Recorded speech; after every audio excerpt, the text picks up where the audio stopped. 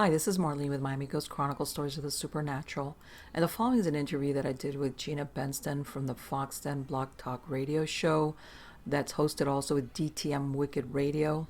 We spoke for 2 hours about everything and anything under the sun having to do with the paranormal. It was a great interview and a great host, and I hope you enjoy it as much as I did. Enjoy. Behavior and health. She is a certified master hypnotist and considers herself a subconscious behaviorist. I like that. She had a private practice for many years. At one time, she worked as an investigator for a state level agency that we're not going to tell you the name of, that she's keeping an eye on. Her first fiction book, Mirror Lover, a dark supernatural fantasy, will be released late August. That means it's out now? It's about to. I got a couple of weeks to extension because of this thing with Hurricane Dorian that got in the way of everything. Okay. So yeah. Damn well. Okay. So it's on its way. It's almost there. Yes. Okay. Her yes. other books, Haunted of the Old West, Wicked Ladies and the Bad Hombres They Loved, The Lady in the Blue Kimono, Film Noir Murders, Supernatural Safety, are all available on her website or Amazon. A fourth nonfiction book, an odd collection of old and obscure true ghost stories, will be available at the end of 2019. You are a busy, busy girl. Yeah, I am, except when hurricanes get in the way. I'm telling you. When we were talking about living in South Florida, yeah, nice weather, but every once in a while. Yes, because she was scheduled with me. Was it last week? I'm not even sure. Was last week, the week before? I can't even remember now. The week before. Yeah, it was 2 weeks ago. Okay. Yeah, and she had the hurricane coming through, so her power was down, and they said, well, your power could be on by, such and such a time, but, you don't know. What time did the power come back on, by the way? That day, like around 9 something, like 9, me and my husband, we just decided, you know what, let's go eat somewhere because, and we were on one of those automated things where they let you know when it was back up about 9 something, a little bit after 9 p.m. So, yeah. Yeah. Well, we wouldn't have made that anyway. No, I know. But I am. Thank you for being with me. Thank you for working with me to get this rescheduled anyway. No, my pleasure. So I'm really excited. Yeah. So tell me about Miami Ghost Chronicles, and you are the founder, and what do you do with that? Well, this was, when I started out with paranormal investigations, this was before the advent of groups or teams. You would usually get a couple of people together and things like that. And like I tell everybody, when I started doing them, I've always been a freelancer, which means I worked with a research foundation that worked with the state of Florida. And they would contact me when they had cases down in Miami or South Florida, or if they needed help, and they would get together other teams in a certain area, and that's how it basically became. I really, to be honest with you, I've never had members that belong to me. I've always worked with other groups, that's why I know a lot of people that are still in this field or had been in the field for a really long time. And back then, you learned to keep a very low profile, because when people actually got around to asking, because of course this was before reality TV and everything, these paranormal shows, people did not want any type of visibility that anybody was coming to their house because of something paranormal. It was like, don't say anything to anybody. So once you got a reputation for being reliable and keeping your mouth shut, and being professional, because of course people were letting you into their house, then you start getting called into more and more, and you network with other groups, and that's really how it worked. That I would work with a lot of different groups all through, mostly Florida, a few outside of Florida, but and I was willing sometimes, if I would travel a little bit if I had to, especially depending on the type of case. Or sometimes they would have a member that didn't show up. They just needed that extra set of hands. So I would fill in. Whether it was, because one of the protocols of that foundation was they had a 2-step. First, it was a scientific investigation. Find out if indeed there was anything truly paranormal, and then if there was, and they would go to step 2, which is a separate investigation, when then it was, are we going to capture evidence? What is it that we're looking for specifically? So I work both sides of that type of investigation. Yeah, I started out years and years ago too, working with like 2 main teams, and then I got my own team. When I formed my own team, I didn't really have the time to do much with that, because then I started doing other things, Right. and then being away, you know what I mean? Then getting into the events and doing, you know, all that kind of stuff, and the traveling, and Yes. and now we, you know, we have ghost skiers, and you know how it is, and having the shows, and we have ghost detectives, so we're running around filming for that. We just came back from Getty's, you know, filmed this weekend. So yeah, it's chaotic, but it's good to have the good people in place. Right. And I like how you did that. If you went into a location and there was something, you know, like a pre-investigation, like I had to have a packet. I'd have a stack of papers that I would have people fill out. Yeah, and it was kind of redundant. I did it, you know, and a lot of times the guy you know, that basically assigned the groups or would get a team together, like pull people from different parts. He would ask me, Marlene, could you do a pre-interview on the telephone? Let's start with that and see what they, you know, what sense you get. And then, of course, we would have those questions, you know, and this was later on, because I tell everybody, I was doing investigations when you had to pay to develop film. You know, everybody goes, yeah, there once upon a time, not everything was digital. You know, you had to actually pay to develop a roll of film. I still have. Yeah. A lot of people, they look at you like, what? And it's like, yeah, you get a lot of like, talk about dark, you know, nothing there. It was like a black nothing. But that's how, you know, and of course, and I always liked that approach. And that's, as a matter of fact, I still work with them, Florida Paranormal Research Foundation, because their approach was always first scientific, first on a separate investigation altogether. They did not do everything the same day. It had to be 2 separate, and then they would go into the second one if it was truly to be found to be some type of indication that there might be something paranormal there. Yeah, exactly. So, okay. So tell me about you produced the stories of the supernatural, you know, interviewing people, kind of. So when is that on, and how can people see it? I originally I was thinking of doing, you know, a live show, but it got so difficult making it work with everybody's schedule that I said, you know what, I'm gonna be tearing my hair out. So I do it's a pre-recorded show, and I release it once a week, and I release it on podcasts, and then it goes eventually to YouTube, you know. But I release it both versions, and social media. That's how usually, you know, I basically announce, you know, I'm releasing a show today. But and there's a lot of people, like I said, that have been around for a long time, others that are more current. And I think it's, and like I say, everybody, paranormal is not just strictly the ghost stuff. There's a lot of things under the umbrella of the paranormal that I find really interesting. Yeah, there is. And that's how I think people, you know, sometimes you hear things that you've never been aware of having to do with some type of paranormal event. And that's because it's almost like the internet now with this allows people to network. Before, you'd have to wait for groups to get together or at a convention or something, and people would network, and then they'd trade stories. And then, but now with this format, you're basically allowed to network and talk about different things. Special, you know, certain groups have certain specialties. But then you have, you know, like-minded people. That's one thing that's great, and that's awesome when it works. But you have all the ego crazy people, and you know, the people that you know, dying to be a star. Right. And it's just, you know, they bring us down. No matter how many steps forward we take, it's so easy to drag the whole field back 10 steps by just a couple negative people in the field, you know, doing what they do, or bashing people.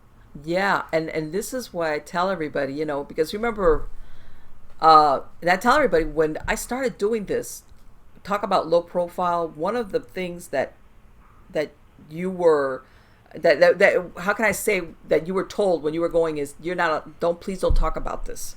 These people don't want a van pulling up in their driveway and a bunch of people pouring out of it with equipment. Yeah.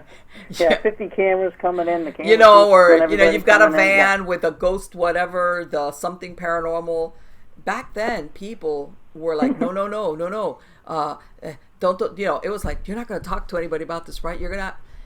And people don't realize that there was a time where people really legitimately, whether they really had something supernatural or not going on, they didn't want their neighbors to know. Sometimes they didn't want their family to know. I mean, like outside their home. And they were very cautious about bringing anybody to do an investigation. Yeah. Like I said, when I have that stack of paper, it's like, can I publicize this or not? Sure.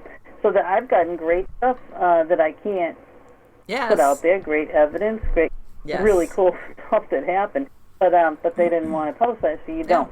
And you respect their privacy. That's what it's about. It's about helping them. So you have to do that. Yeah, well, and that's the thing. Because I've gotten contacted through the years, way back in like 03, 04, when they were starting to develop some of these reality TV shows, and I got contacted, and I was like, I got boxes of cases, but I cannot betray the confidentiality that these clients have placed in me, and I hate to say it, but some of the most disturbing cases are the ones, in these private homes versus, the location that everybody goes to that's supposed to be haunted. Some of these in private homes are the ones that really are disturbing, and there's something that sometimes that the family's been dealing with for years, and then just something's happened, and for some reason it's escalated to the point that they had to finally reach out for help. And I hate to say this, not all the time. Sometimes they've been turned away by clergy when they've gone to look for help in that area.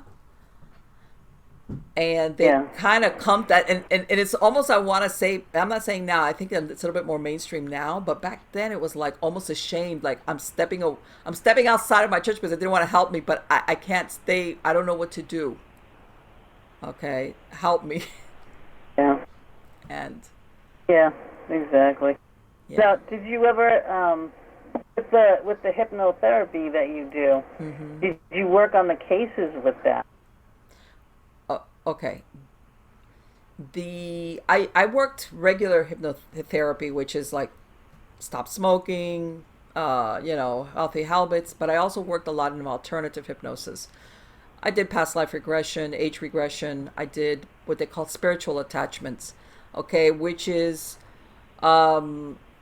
basically when you have some type of attachment of a spirit within your aura. And the thing is this, when you go on an investigation, and you got to be really careful how you handle that because of the setting to hypnotize somebody. I have done it, but I've done it a couple of times, but it's always been in a very controlled setting. And I kind of knew what to expect, but you have to be careful because when you have somebody that comes into your office and they're going to be hypnotized, you kind of do a little bit of sitting there and talking with them beforehand with questions that are particular to what you're going to do with them. Okay. But sometimes in an investigation, either you don't have the setting is not right. People sometimes don't want to be hypnotized in front of other people because for some reason they believe they're going to spill out dark secrets, which they're not. So sometimes they're so uptight that they don't want to do it. But even if that was not the case, you have to be careful how you handle that. Especially because the people I've done it with have had very dark attachments. I've had people with attachments not only that are human but non-human. And I'm going to use the word non-human, not in order to use the D word as in demon, which everybody throws around like for like crazy, right? Yeah, for the shock. And I've had that in my office. I've seen that, and part of spiritual attachment works with that. Okay, some people say it's not an exorcism. It's just, and sometimes the spiritual attachment is a human spirit that's enmeshed in that person's aura. that got attached somehow. Right. Sometimes it's even a loved one, and they can't get out. Once they get in so close into your aura, they can't leave if they want to. Sometimes the attachment, let's say if it's a loved one, comes about because they want to comfort, let's say, the person that's alive, and the person that's alive is saying, "Don't leave me," and then that fresh grief, and then later on that spirit is enmeshed and it becomes a real problem. And sometimes you've heard of widows or widowers that when they're ready to move on, they can't, because they still feel bound to their spouse that's deceased, and they can't seem to get on with their lives, or they can't attract a new person. Sometimes what's in the background is an attachment. I've seen that. Yes. And I've seen it. It could also be an attachment with no type of familial, not even knowing the person. And then, of course, you also have non-human entities. And I've had those as well. As far as, and I have seen people transform themselves before me, as far as the contortions, voice change, writhing around. Yeah, I've seen all of that. So that's why I'm saying, you do that when you're talking hypnosis on a paranormal investigation, unless you really, really know what, if anything, is there. And then if there is something supernatural, what is it? Are we talking a regular dead, dead person? How's that? Or do you have something more malevolent? Yeah. Because if you do have something more malevolent, Exactly. then how can I say, you have to be really careful when you converse with something dark. Or someone else for that to actually take over possession-wise, as opposed to just an attachment, which is something like kind of, I think of it as an attachment as something that's, like kind of glued onto you, but Right. It's not like possessing you, Right. But a possession, you have to, and when you're open, if you're not grounded and you're not shielded and you're not protected, then you're open for that kind of attack. And I don't think anybody should go on an investigation, public or private, or in your Right. groups or your teams or whatever, without that kind of protection in place. Right, and some Whether people it's, think, whatever. and it's, you never know. Sometimes, as well as I do, that sometimes you want investigations, and it's a big surprise. It's like that Forrest Gump moment. You never know what you're going to get. And you might be Right. thinking it's a regular dead person, and all of a sudden you realize, yeah, there's that, plus something very dark behind the scenes is, actually participating in what's going on in the house.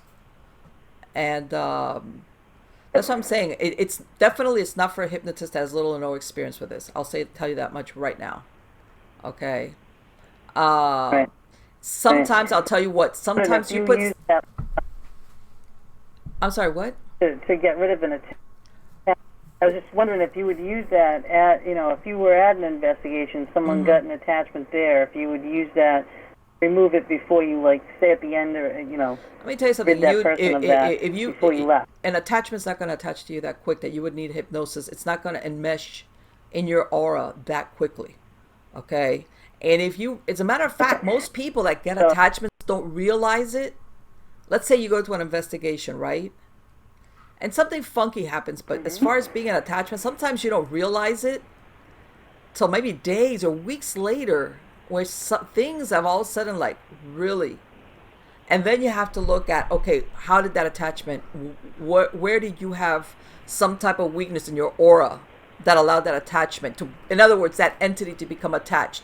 They can influence you, they can try to attach to you, they can influence you, but there's a difference between influence and actually going to into your aura and become an attachment. That's different, because the influence, I mean, let's face it, this is what I tell everybody.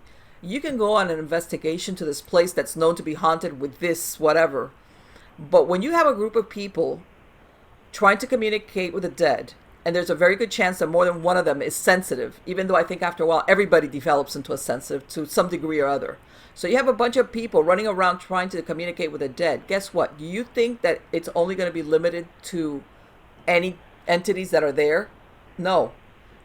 any entity that's free floater that's not tied is going to show up. And they're friends too, and say, "Hey there." Well, in the metaphysical level, you never that it's. In other words, sometimes on investigations, you will get EVPs or you will get phenomena that even the people that are living there are saying, "Oh, we've never had that happen," or that's weird. And then really what it is somebody that just dropped in because of the investigators running around trying to communicate. Yeah, or someone someone could be just passing through, in general. You could be on some kind of ley line. You could, they could just be... Of course. There's a big, there's a lot of things that could, how can I say, that are circumstantial, that sometimes it's even an anniversary thing. You're there the right day or not. Oh yeah. Go into a place and they say, "Oh my God, my keys are missing and my glasses are missing and my this is, all this stuff." You go there and absolutely nothing happens, but then you go there the next day and all those things happen. Exactly. Exactly. Yeah. So you never know. And they could sit back and they could be watching you. And sizing you up too. So it's good to go. More than once. Yeah. So you get the feel of it and do your interviews and get, used to the house.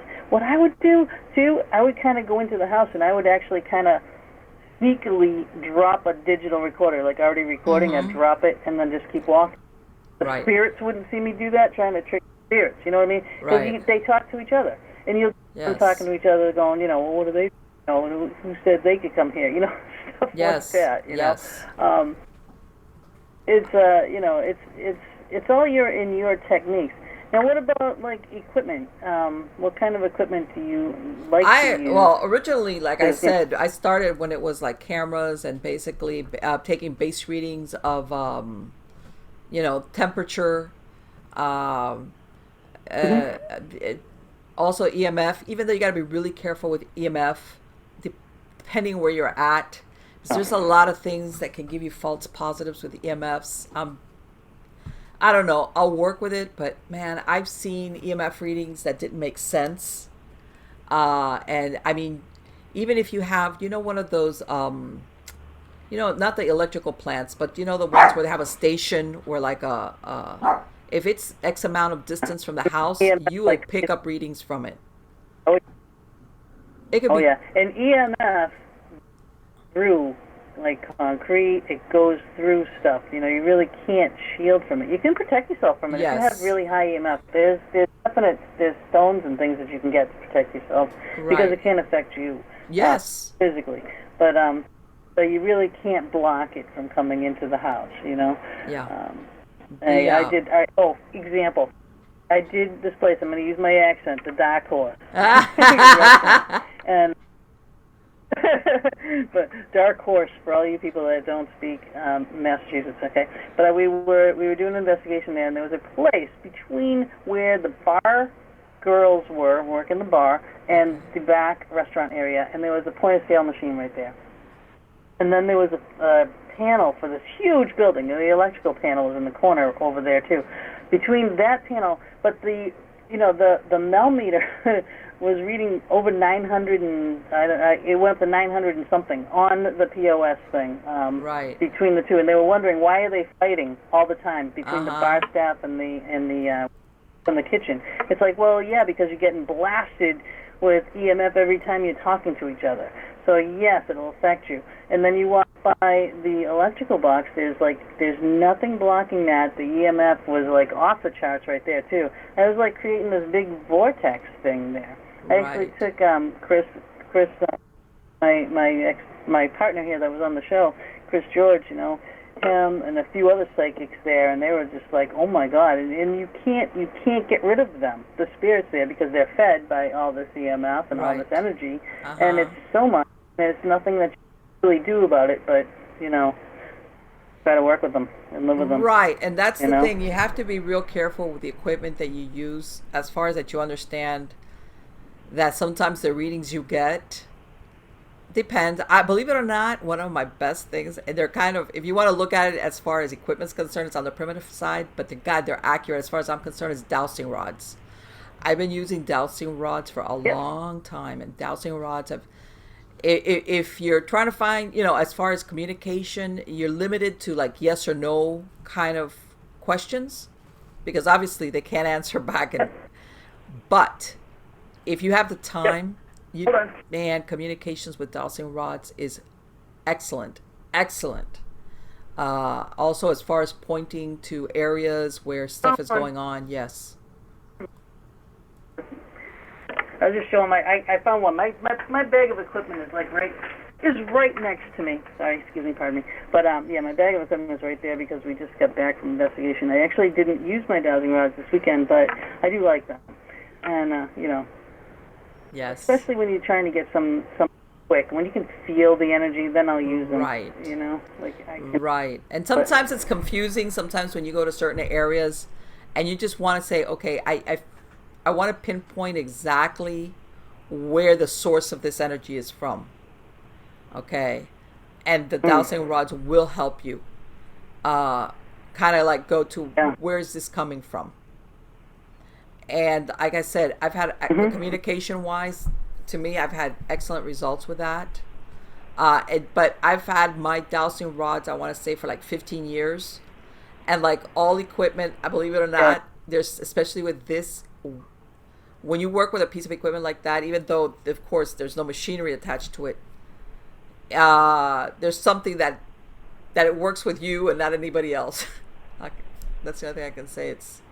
Yeah, when you have your equipment, and you can put your energy into the things. And a lot of people are doing different things with dowsing rods, too, like the handles and whatnot. I mean, I just got basic copper, a basic little plastic thing on there, and that's it, Yes, and, mine are very simple. But when they start, that's taken. And Megan says a friend recently used dowsing rods on his job to locate water sources underground. They work perfectly, and they do. I mean, because that's what it was actually designed for. But then we just... No. I mean, tell you something. One time, my son. This was a few years ago, and this is my absent-minded professor son. The one that's so smart, but he's absent-minded. He couldn't find one of his work checks, and it was like, Brandon, I'm going to kill you. So he's like, Mom, I can't find it. And of course, his room was like, ugh. And I went over there with the dowsing rods, and I said, I need to find the check. Well, I found another check he had lost that was behind his computer desk. In other words, it took me to the check, okay, not the one he had lost, another one, okay, and it was and that was incredible to me, that you can even use it for paper, for something that it doesn't have to be out in the earth or mineral or water or anything like that. Yeah. Or you can ask your spirit friends to help you, because they're not always bad. They can be helpful. Yes. My husband passed away in my house in Massachusetts, and he would help me all the time. I had wore his ring on my thumb one time, and I went out and I was doing a big job. I was doing tiling and painting and all this kind of everything. And I came in and I was taking all the tape off a tarp, and I threw it in the bin, and I didn't realize that the ring had come off on there. Oh. And I was crying. I was like, oh my God, I lost his ring. And this was shortly after he passed away. And my brother says, he was on my team at the time. He says, why don't you get out the digi and ask Mark where it is? So I did. And he told me, it's in the bin. So I go downstairs, and I was all excited. I'm like, yay, it's in the bin. But the whole freaking workshop was nothing but bins. So I'm going, and I was just emptying all my stuff into the bins. It could have been in any bin. But I looked over at the basket, which was at that time a bin, because I crushed my basket. So it was right on the top, right there. Wow. So, spirits can be helpful. They are not always horrible. And that story is, and another one too, is published in one of Joni Mayhan's books, Signs of Spirit.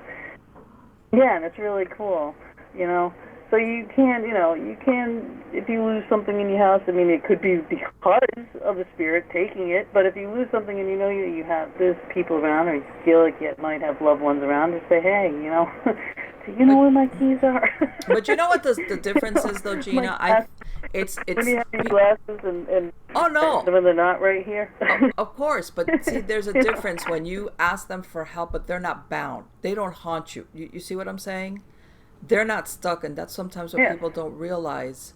There's a difference between a loved one that can help you out, but they're not bound to the earth plane. Right. No. There's a big difference. Be there, they cannot be there. Yeah. Yeah. But it is fascinating. But I mean, I kind of needed him around, at the very beginning. But then I was just like, okay, all right, I got it. I really want you to move on. I really want you to, be at peace and go to the other side, be with your family, because his mom and dad were over there, a lot of stuff. And he loved his family more than anything. So I'm like, yeah, just, I'm good. Yeah, and that after takes a while. He still pops in on me once in a while. But yeah, that's different. That's different. Like, I think all family members, they do that, just to you're okay, all right, you'll work it out, don't worry. That's different. That's totally different. Yeah. I think that when you're on the other side, you can see around the curve of the road, and you can figure out that this person, that they're going to be able to handle it, or that it's your time.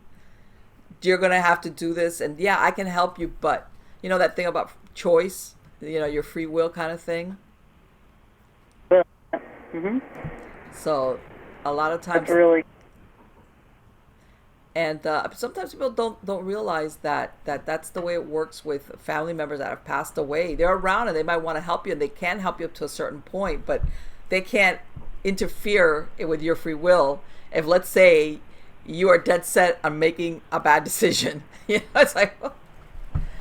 Yeah, because it's like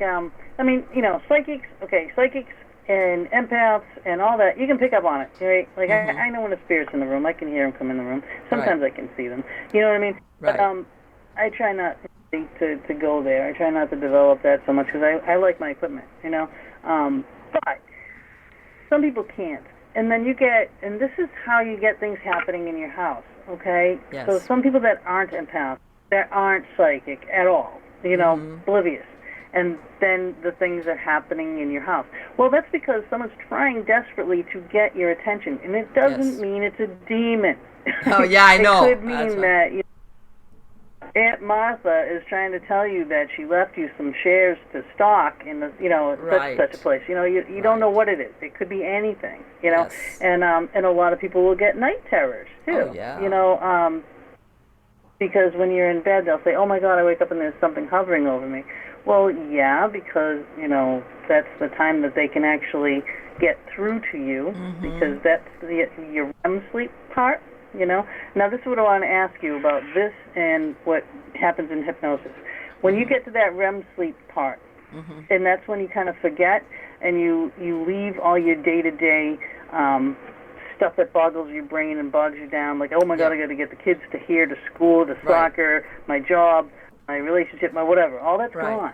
And then you're able to hear. So a spirit will knows this and will try to talk to you then. So they're not really, again, they're not doing anything bad, hovering over you. Again, they're trying to get your attention. There's something that they want to tell you. Right. Now, can you bring a person during hypnosis to a point like that where your mind can be that clear? Well, this is one of the because see, this is the thing, when you're hypnotized, you don't fall asleep. Now, one of the instructions that you give somebody when you start putting them under hypnosis is that when they go to sleep, they will go down to REM level. The reason why you go down to REM level is that this is when you clear out your mind, okay, from everything you did during the day. Basically, it's like you clean out house in your brain, And then sometimes, if you remember, not all the time, if you remember, just when you have those dreams that are really symbolic, weird stuff, weird people, weird things, that's your subconscious talking to you. Your subconscious talks to you in symbols. Okay? So when you go into that deep level of REM, that clears out your brain. So that's one of the instructions you give a lot of people, that they'll say they'll sleep, but because they're never going down to REM. Now, when you bring somebody down into hypnosis, you're never asleep. Now, they are so relaxed. And basically what you do is you turn off that filter that you have between your conscious and your subconscious mind. That filter is the one that second guesses everything. Turns it off so that sometimes you allow yourself to see and understand things that you haven't. And it's a matter of fact, depending on the person, they can actually see if they have an attachment themselves. Basically, they're scanning their body. And that's why you have to be real careful, because some people will see something that really wigs them out, even though it's been with them for years. Okay, I had a guy one time, a young man, who came to see me, and among other things, I told him, okay, I want you to start scanning yourself. And all of a sudden, he says he looked up through his eyes, and he had his grandmother's face right up to his face in a metaphysical plane. She could see her. She was attached to him, but she had her face right up, like if you grab somebody, put your face right up to their face. And he saw this under hypnosis. And he was like, he wigged him out a little bit, but at the same time, it was his grandmother. But it was like, huh? Yeah, now think of that as if it was someone that you don't know. Right. Which can happen as well. It can happen as well. But in other words, and sometimes you see them in different parts of your body. Sometimes attachments will not look like people. They might look like animals. They might look like colors. And then when you push and you start asking it and you start getting it, then they start transforming, and then they will show themselves as to what they really do look like, because they try to disguise themselves. Depending, some attachments are ready to let go. They're like ready to let me go, get me out of here, cross me over. And then there's others that do not want to. They don't want to let go. So they'll disguise themselves as, sometimes you'll see people say, well, I see this, a black dog or a black mass or a brown thing or whatever. And then when it's a process, and then finally you get it to show itself. What is it that you're looking at? You will have people that will have attachments of human and non-human. And what these non-human entities will do, depending on the level of intelligence, is they kind of push the human entities forward. Like, okay, there's your attachments. Get rid of them. Yeah, and still hanging on. And they hang on. And they keep quiet, like in the background. You do have that sometimes. Right. And sometimes the attachments, the human attachments, will tell you that there's something else there. Okay.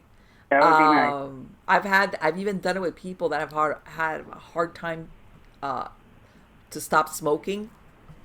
And I've had some that have attachments of smokers, and I find them, and I take them through a process, and I tell them, open the door and tell me what you see, and they'll tell you this is what's making me smoke, and it's an attachment. It's not. Wow. It's not the. I did that. I had to stop smoking one point, and it worked. Yes, it does. I started smoking again because of a fight with my first husband, but Well, because I went out. But how long did you go without smoking? It was like years. It was about 5 years I went without smoking, and then I started again. And then I quit again, cold turkey, I quit. But I didn't think I could do it cold turkey at first. And in the hypnosis, the guy, he actually kind of tricked me into being hypnoptized. How do you do that? And doing like different things and saying, the balloons were floating up, you'll feel your arm floating up, and, all these kinds of things. And then all of a sudden it was like, poof, you're under. It's like, whoa, Yeah. And walk you through your day, like you'd ask you about your day, walk through your day with cigarettes, walk you through your day without cigarettes, Right. And it was really cool. I don't really remember it because it was many, many years ago. Right. Well, what happens is that the majority of smokers that I've worked with, which, by the way, by the time they get to you, is because they've tried just about everything and it hasn't worked. Right. Their identity is linked. They see themselves as a smoker. So when you tell somebody, I'm going to take away part of your identity, that's why they really resist. Because you would think, well, you're giving up smoking. No, what you're asking them to give up is their identity. and the weight, and it's like, oh my God, I smoked 3 packs a day when I quit the last time. So I smoked that much. I mean, I couldn't do anything without a cigarette hanging out of my mouth or in my fingers. My fingers were yellow, my fingernails were yellow. It was horrible. My house smelled. I hated it, and I would get bronchitis yearly, and then it went to walking pneumonia. Then I got pneumonia, and then I remember waking up one morning. Had a cigarette in my hand, had matches in my hand, and never lighter at the time. I had matches, and I was coughing up this crap because I had pneumonia. And I'm going, God, I wish I'd do this so I could get my cigarette lit and start my day. As I'm sitting on the edge of bed. And then the epiphany, hit me, and I'm like, wow, how crazy is this? So I crumpled up the cigarettes, I threw them away. I said, well, that's it. I'm already sick. I might as well just go through it. So you got 2 weeks of absolute hell. Yeah. And that's it. The withdrawal symptoms will leave you after the 2 weeks. And, that's the way I did it. And, I mean, because I was already sick. I'm like, but you know what? What's really funny is everybody thinks it's the nicotine, and it's not. The nicotine is out of your body real quick. It's the psychological part. That's really weird. That's the difficult part. Yeah, it was. But, it was pretty much 2 weeks. And then I chewed on a lot of straws and pens and pencils and whatnot. But I did it. And I have not picked up a cigarette since. Now, a cigar, on the other hand. We'll smoke cigars. Again, I'll say it with my accent. No dying allowed. No. No. Let me ask you something, just out of curiosity. This is the hypnotist in me. Do you get sweaty palms if you're nervous? No, I get red face, and like my head will sweat. Okay. But my palms, not so much. No. Okay, but no. Okay, enough. Okay, Gina, you walk around you could go into hypnosis very easily. As a matter of fact, I bet you walk around hypnotized most of the time, and you didn't know it. I can tune a lot of shit out. Well, no, believe it or not, you know what it is. And it's happened to everybody. Like let's say you're going home, let's say from someplace. All of a sudden you get home and you don't remember the ride. Like all of a sudden you're home. It's like, oh my God. Yes. Oh yeah. Yes. I'm here. Yeah. And I don't remember the drive. Yeah. Yeah. So what happened? That's hypnosis. You were under hypnosis. Everybody thinks it's hypnosis that you're sitting and you got your eye closed and it looks like you're sleeping. No, you're under hypnosis. You can be hypnotized and have your eyes open. And of course, you're doing something that's very familiar to you. Driving, and especially if it's a route that you take a lot, where basically, and that you could, anxiety will put you there. Getting scared will put you there. And certain beats of music will put you there. That's why when you go to the movies, they have certain film scores that sound great, but they have louder? But it's not even the loudness. It's a certain tempo that will put you under. You don't know it, and you're thinking, "Man, this is such a great movie." You're immersed in the experience. I've been so tired. I used to go to the movies with my kids, and I don't remember what it was. It was some kind of Star Wars things or something, I don't know. But there was all kinds of banging and blowing up and things shooting people and everything, and I'm snoring away. Yeah, well, okay, I'm going to tell you something. If you look at all these big blockbusters, like, Indiana Jones, Star Wars, all these movies, and take away the film score. And tell me I'm not taking away from the acting or, all the effects and all, but think if you were watching that movie without a film score. What would be? It would be like, it's a movie, but yeah. But there's a lot of ways to put somebody under a level of hypnosis. There's different degrees of hypnosis, but you're easily hypnotized, which is sometimes good, and sometimes you got to put it up your filter. That's one of the things I would do a lot with my clients. Is at the end I would lock the door to their subconscious mind. I would lock it so that they wouldn't get negative, negative stuff wouldn't go in there, even from advertising or from, people saying stupid stuff, that filter would be up. So, because sometimes it happens to a lot of people. But yeah, it's really unusual. But as far as hypnosis and the paranormal, it depends. When you start going into, I've done past life regression. One of the things with past life regression is sometimes you will go into the past life regression of an attachment. All of a sudden, you're thinking you're doing a regression on the person and who you're really. All of a sudden, in the process, who you're regressing is the past life of the attachment. And that's another thing people don't realize. Right. You can have an attachment that if will follow you from one incarnation to the other, or you can have something that's called a piggyback. If you had, yep, in other words, two for the price of one kind of deal. Yeah. So yeah, it's that's why I called it alternative hypnosis. It's very interesting, and by the way, it can explain a lot of when people have either physical symptoms. Certain illnesses, certain phobias. I would treat people for phobias. Fears, you understand where they came from. I'm afraid of dogs because when I was a kid, I got bit up. That's you understand why you're afraid. There's people who have phobias that they don't know why I have this phobia. And that's when we would do the age regression, because sometimes it's in this present lifetime doesn't necessarily have, they just don't remember it. And their brain has blocked it out because it was very traumatic. All right. And your mind will do everything it can to keep you sane. Sometimes you don't have to go to another lifetime.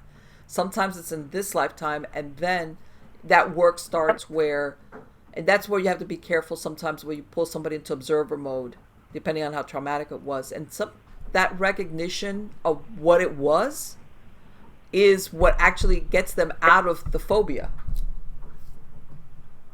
Yeah. Sharon's asking, have you ever had someone that couldn't be hypnotized? No. I've had people I wouldn't hypnotize. And okay, there's different types of suggestibility. There's people go into hypnosis under different. The most difficult are what you call the analyticals. They're the kind of people that you tell them something and they're like, what they're over analyzing every syllable, and basically you hypnotize them to where they're actually hypnotizing themselves. They're telling themselves it's a way to put them under, where they're basically, and they trust themselves. How's that? They don't overly analyze every little word, and before you know it, they're under. And then there's certain things that you can do to somebody when they're hypnotized that they realize they're hypnotized. Like tell them open their eyes and they can't open their eyes, and that shows them you're under hypnosis, because sometimes, especially if the person has never had an experience with being hypnotized, or they have misconceptions. There's people that I would not hypnotize. Number one, certain medications for certain mental illnesses, I would not hypnotize that person, or certain mental illnesses. And by this, that's very rare. I'm talking about severe mental illness.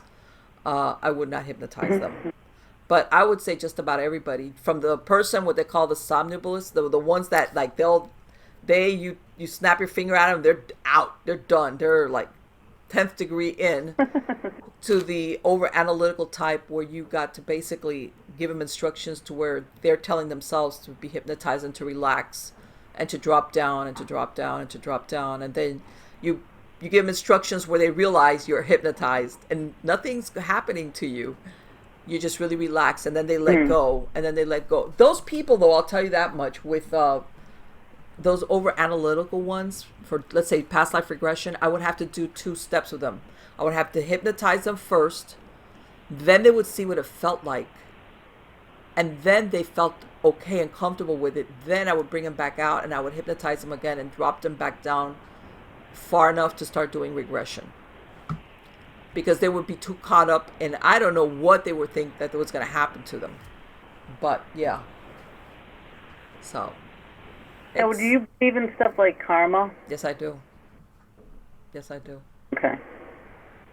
Yes, I do. That's a thing, Greg, for if you don't get this thing right, however many lifetimes, you're deemed to repeat and repeat and repeat until you get it right. And I think that this would be a great tool to actually kind of rid yourself of this, right. karmic nightmare. I think it's sometimes, how can I say, there's karma, and sometimes there's circumstances, because you don't live by yourself. There's circumstances that sometimes happen to you that you have no control over, or that you have people around you, and you know that there's that theory that we are with the same group of people over and over again, plus or minus a few cast, members of the cast. Basically, you're all in the same repeating, and sometimes you do the right thing and you don't do the right thing, and you don't get it right, and sometimes it doesn't necessarily have to be something extreme. you know it's just something that I think you recognize on a soul level. I can do better than this, because everybody thinks you have to be some horrible person that you're going to have to come back. Not necessarily. Sometimes there's things in your soul that you think, I need to understand this better. And I guess everybody's got their own different program. Everybody's got their own, I don't know what you want to call it. Yeah, I think their own program. I think everyone changes. Of course. Yeah, when you're going through your life, how your perception, where you are mentally, physically, metaphysically, scientifically. I think you go through phases, and like when you get, I think in your 20s, you analyze everything. I think when you start getting into your 30s, you're getting a little bit more relaxed. Once you're in your 40s, now you're really getting like, oh yeah, there's so much more to this, and then wow, there's so much more on these waves, and everybody's connected, and you're getting into all the more metaphysical things. It's like that's just been my. I'm not saying that is the thing. Okay, I'm just saying, and my perception of the people that have been around me. It's just what I'm noticing.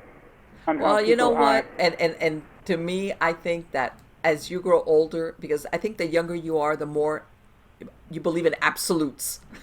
It's either black or white, true or lie, that kind of thing. Yeah, we're never going to live till 40. That's real old, Right. And then as you grow older and you start experiencing life, and if you get married and you job and children, all the things that happen to you as whatever your choices are as far as your life is concerned, you start realizing, man, there's a lot of grays, that not everything is a one size fit all. Like it's either this or that. Right.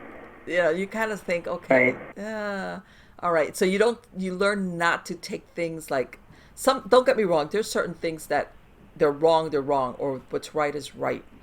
But you realize circumstances, things change, certain things apply to certain people. It depends, and I think that's something you learn as you grow older, and of course it depends also when you're younger. If you're busy. Allowed to make, what you're gonna allow in your life. Oh yeah, of course. You allow certain people, places, things in your life when you're younger, and when you get older and smarter.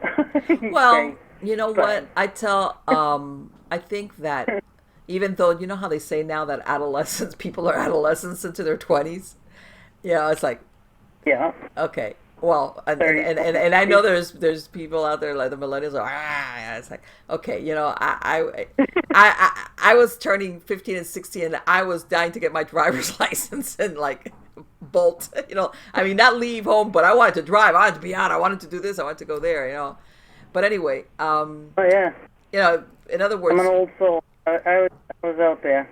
12 years old. 12 years old, I made more money working a weekend than my mother did working all week. There you go. I'm very independent and very old soul. Right, and there was nothing. But you were. I'm not going to tell you it's on the contrary. But there was a desire to be a grown up, even though later on, you find out. Absolutely. But as far as being responsible and jobs and all that stuff, people were anxious to do that.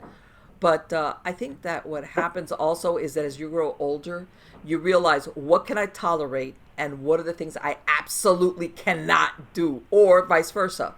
You kind of learn those things about yourself. It's like, man, that I know I cannot handle. That, I'm not too thrilled with it, but I can take it. That's kind of like that, to thine own self be true, that you learn more about yourself. Like, so when you come across something that you just can't accept, from the get-go, this is not going to work, period. I know that to me, this is not acceptable. And, one of those things that, you learn along the way, the human condition, what I call the human condition.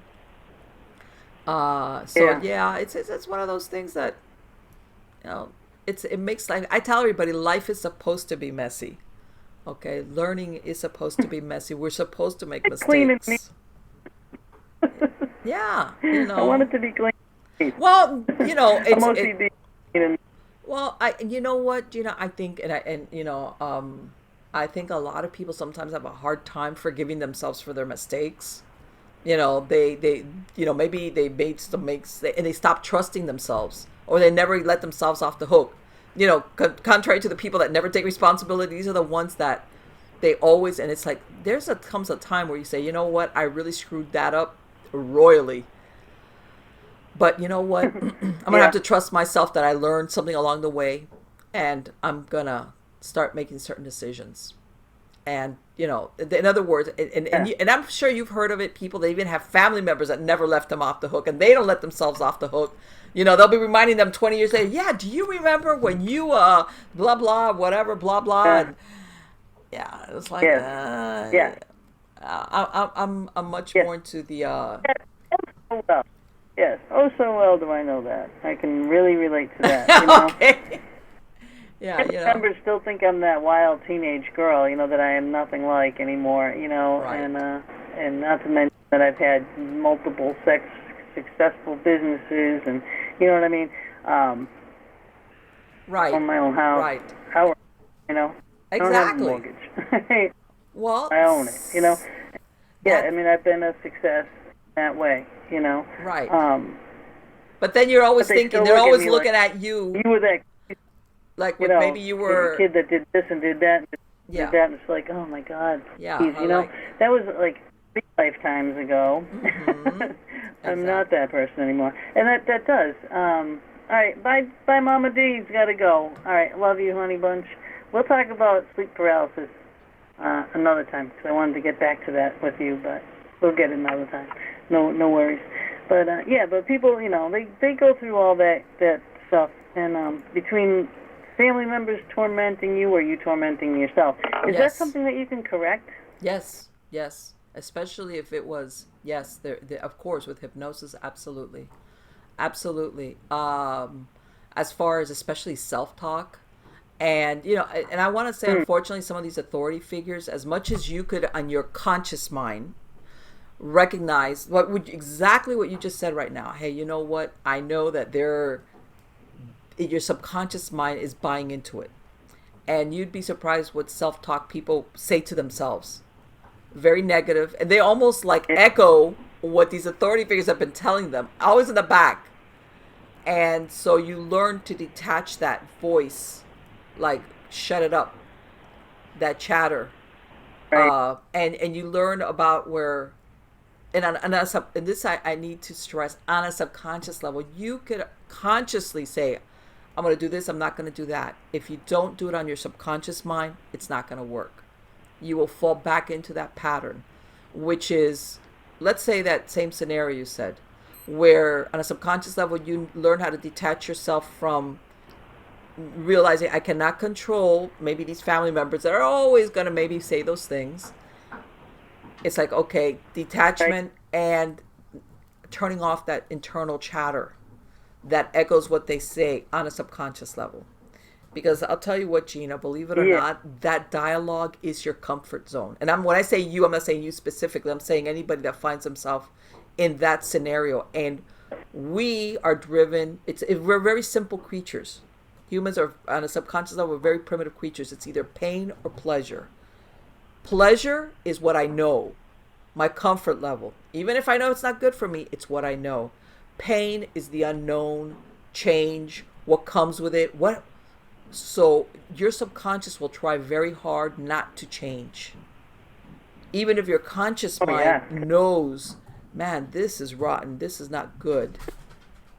Which is why you have so many people that make, the New Year's resolution about, I'm going to go to the gym, or I'm going to start a new diet, or whatever, And then 2 months later, they paid for this great membership at the gym, or they bought this new piece of machinery and they're hanging their clothes on it.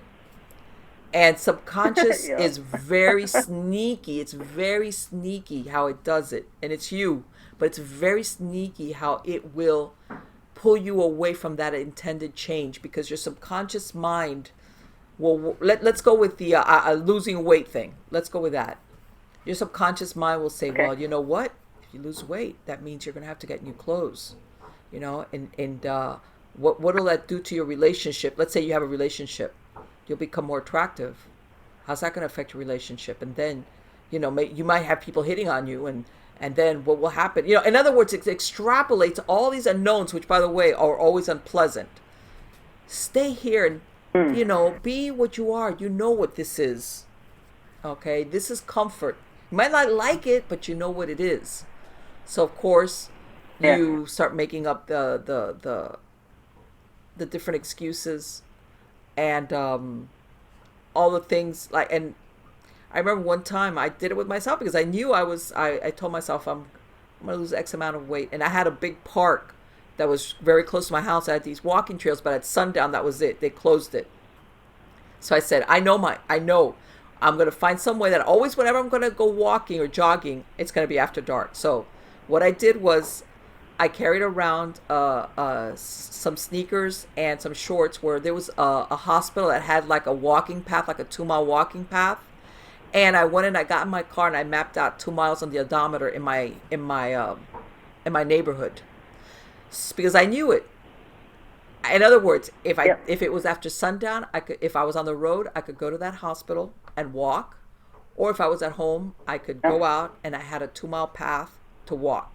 And I cut myself off at the pass until finally you get past that. You stop resisting it. And then I was doing it happily. But yeah, it took me, I want to say, like, contrary to that 21 day, it took me like about a month and a half to stop trying to find ways like, oh, man, Scott, it's after dark. I can't go to the park. Yeah, it's raining. Oh my God. It's raining. Oh man. It's like, oh yeah. It's like, oh, sun's down. No, I'm not gonna have enough time. Or, you know, I'm doing something out. And it's like, you know, by the time I get home and I change, forget it. I'm not gonna make it. Yes, that's the way your subconscious works. It doesn't. It's not. It's very sneaky. And yes, as far as hypnosis, what you were talking about, everything is under the control of your subconscious mind. Your subconscious mind will resist change at all costs. Okay. Including very detrimental stuff. Can you do this like Skype and stuff? Yeah, you with could. people? Yeah, you could. You could. Yeah, you can Skype somebody and when we were, and I told you earlier that this was back in 2009, I was doing a talk show like this, and it was somebody that his show had to do with like wellness, you know, and holistic stuff, and we're talking about hypnosis, and he said, well, can you hypnotize me? I said, okay, I'll just put you a little bit under. And he went under it. The next thing you know, he was snoring on air. All of a sudden, I took him down, and you hear the sound of my house, and you hear like a really slight snore.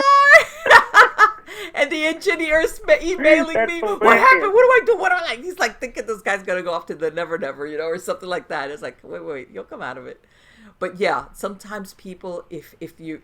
Contrary to what people think that you're tired, it's if you've been stressed out. Let's say you've really been doing a lot of stuff, and somebody relaxes you under hypnosis. When you go down hard, like so relaxed that you actually snore. Believe it or not, you're not asleep. But you're so relaxed that you know the thing in your throat that makes you snore, in your the back of your you start snoring. That's how relaxed you become. So yeah. That's my nose, my postnasal stuff. You know, I'll catch myself doing that when I'm sleeping. That's what was driving me crazy all weekend. Oh my God.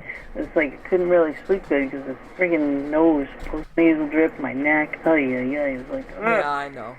I every once in a while, I get that really bad. And then we're getting, like after an allergy attack, you know, it's like, oh my God. Yeah.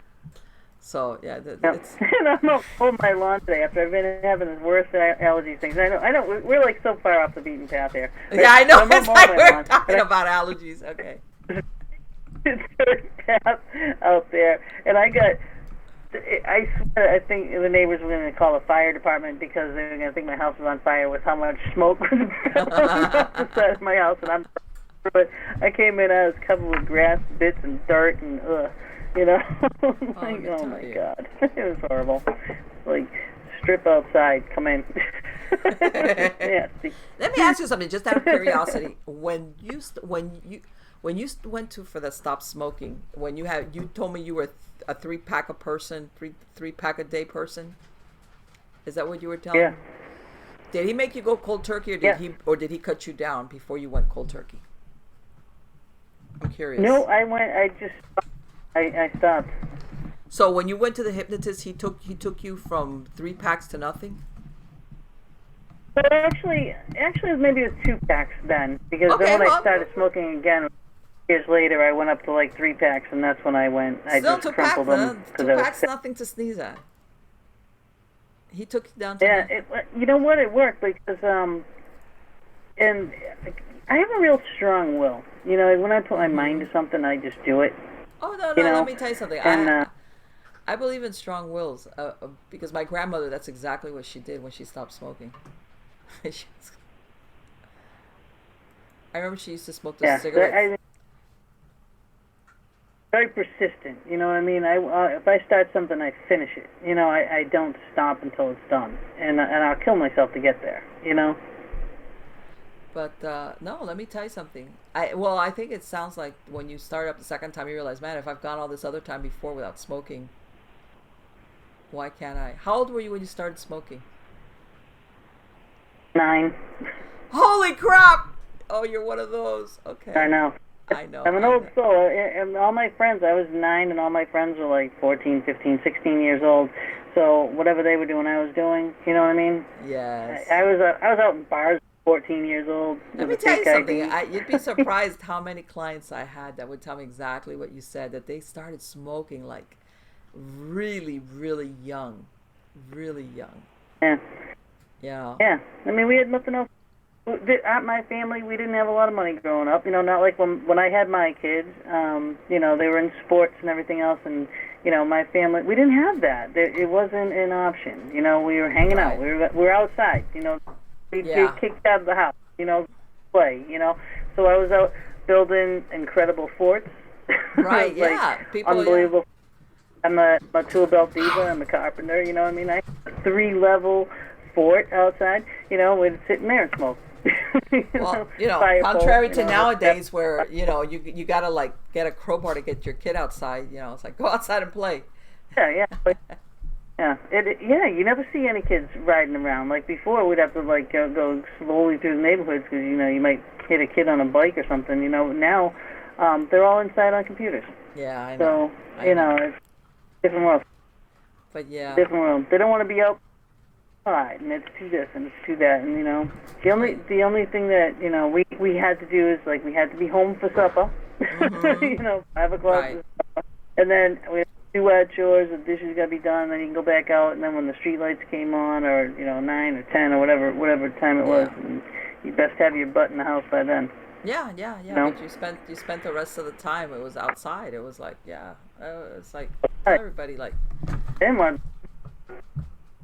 Did not want to be in. And it is it is a completely different world, you know. The only time I was in, you know, I had to do everybody's chores. I'm the baby of the family, you know. It was like I have a brother and 2 sisters, so they were like all in a row, boom, boom, boom. 5 years later, me. So like I got the crap thrown at me, you know, and it's like, yeah, well, you do it, and then they'd sneak out. So I would do everybody's chores like really fast. So I get to be a really fast and really good house cleaner. So what did I open up when I get a little bit older? A house cleaning business. There you go. Because I was damn very fast, you know. But that's one of the reasons why, you know, you'll learn. But I always had that mentality to make my own money because you make more money working for yourself than somebody else. My dad always said, if someone else can do it, you can do it, you know. So I would, and I would learn it, and he would make me learn it. You know, he'd throw tools at me and be like, yeah, figure it out, you know. And I would, and I did. And I made a career out of that. And I opened up a design business. So, I mean, I worked for myself the majority of my life. I had a few jobs, you know, other jobs, but But Not persistence, let many. me tell you something. Persistence goes a long way. People don't realize how important Oh, yeah. persistence is. Yeah, yeah. And you gotta have that. You gotta have that. If you want to be a business owner, you gotta have it. You really, really do. You can't just do half-assed. You can't do, half of a Yeah, job and then go away. It's like, no, you gotta get her done. And if you don't get her done, you ain't gonna get no money. exactly. Yeah, Really, you're not gonna make any. You of know. course. So the more time you waste at a place, the more time, the more money you're taking out of your own pocket. Of course. And Candy, see, her family is one of the ones that taught me about this mentality that I had. I worked for her family at a fruit stand, and that's where it all came from. The mentality of working for yourself, do it for Yes. yourself. And Yes. that was a family in my neighborhood. Candy was my best friend as a kid, and then her sister Angel. She ended up being my best friend, and I mean we loved the whole family. But yeah, we worked at a fruit stand, and I mean, and then talk about being in tip-top shape. It was great because we were Mm-hmm. fucking fruit around. Right. We looked good. Yeah, and let me tell you something. No, like, But you we know looked what? good. That takes it's initiative and stick to itiveness. You persist. Like you said, you figure it out. Sometimes people Yeah, they hit the first road bump and they're like, oh, it's like I'm not good at this. Okay, how much did you try? Well, a little bit. It's like, so what did you expect? How are you yeah, supposed to be good at something if you don't practice it or do yeah. it a lot? And if you fail, so what? Okay, yeah, try So again. what? It's not gonna kill you. You know what I No, mean? of Yeah, course not. you gotta try. Let me ask Yeah. you something, All right. You know Gina. what? I mean, I'm gonna reel us back in. I huh? really am because like I'm gonna reel us back in a little bit because we Okay, are we yes, are like okay. our here and we are so far into the woods. We I was really gonna are. ask you So a question about on the paranormal end of it. It's something that I've come oh, okay. across with your person. When you were a kid, did you see ghosts? Did you see apparitions? Did you have experiences? Yes, Of course. What yes. happened with you? Because I could tell. Because you probably see stuff that nobody else picks up on. Yeah, yeah. What happened? Yep. And I don't really put that out there. I've always been interested in paranormal. Always, always, always. Uh huh. There were some houses in our neighborhood, that we would be like, oh, there's someone up in the barn, there's someone this and that, and that we, of course, I mean, I'm like, I want to go there. I want to go there again and again and again and again until I see it. My friend Rosie and I, we would try ESP with each other, because that was like the big thing. That was the show Right. Yeah. ESP. It's like, go up there and I'm going to think of this and then you're going to think of that and we'll try to see if we connect in the morning. We talk, so we practice. But I I I have what's like claircognizance. I know how to do things. The pictures that I get, like a lot of psychics get a lot of pictures of people. The Mm-hmm. pictures I get of things in my projects and my jobs and everything, I can see a job Okay. done. I can see it broken apart. I can, like a movie runs in my head, and I see Right. every step. I can see into the wall. I can see what's in that wall, what needs to be in that wall. I can see it all. Okay. And if I've never done anything before, say, I'm just going to use this as an example, like tiling. Say I didn't know how to tile. Mm-hmm. I would just, think about it for a while, and it will come to me. I don't know where it comes from, but it just comes Okay. to me, and I know how to do it. And I know how to build furniture. I know how to finish the furniture. I just know things, you know, and a lot of how-tos. Okay. But, so it's crazy. But then I actually, I had, my first husband broke my collarbone, and I OD'd on pain medication, and I actually died and came back. And when I came back is when I get this tone thing. Now I know when the spirit's in the room because of tones will automatically come in with them. Okay. Once in a while, once in a while I actually hear them, but I honest to God, don't try to, No, because I no, mean, I go no. on investigation, and I have my equipment, and I talk to them that way, and I want to tell them to talk to the equipment, because I don't want to see this stuff constantly. Like this stuff here. We see stuff in my house. My house is haunted. We see the lady here. I've never seen well, I saw the guy when I looked at the house first upstairs, but there's a lady that we've seen several times in here. But it's the dying and coming back though. That was a big ordeal. Mm-hmm. And yes, I have like tones. It'll be different tones. If it's a low tone, I'll get a little nervous. If it's a medium tone or a high tone, I know it's okay. But sometimes they get too close and it deafens me, and I have to tell them to back off. And it's crazy. But it's helpful, and I'll tell you what, I can pick out a fake psychic a mile away. Mm-hmm. Exactly. Yes. And I'll smile and nod. But I definitely can pick out the fake psychic because just knowing what I know. And let me ask you, because I exactly like what you said. Not that you're looking to make a connection, but I can see that you must have seen stuff without intending to see it. In other words, not because you were trying to be psychic or nothing. Right. It was like, yes. My grandmother came, put in my bed, and she was talking to me when she died. My grandfather came and he was telling me to grab my feet when he died. Okay. And I was like, what the hell is that about? I told my mother, I'm like, wow, Grandpa came, he was at the foot of my bed and saying something about grabbing feet. When he was dying, he was covered with blankets, and he would kick the blankets off and yell that they were creatures trying to grab his feet. Wow.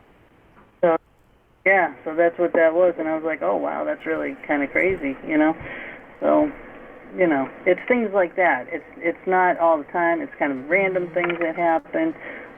But, I go to tons of haunted locations all the time, and every once in a while I'll see a lot of stuff, but I want to catch it on film, because I want other people to see it, And that sometimes, like I tell everybody, supernatural is not an on-demand thing. Sometimes they got their own schedule going on.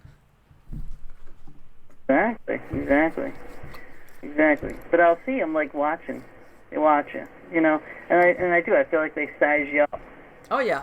In my experience, are you worthy of me?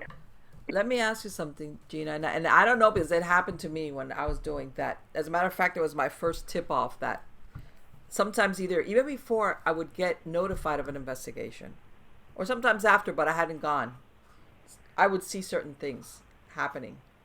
Like, in other words, they you don't have to be there. They come to you. And as a matter of fact, I would say that's my first tip-off, that before I get there, then I know there's something intelligent there.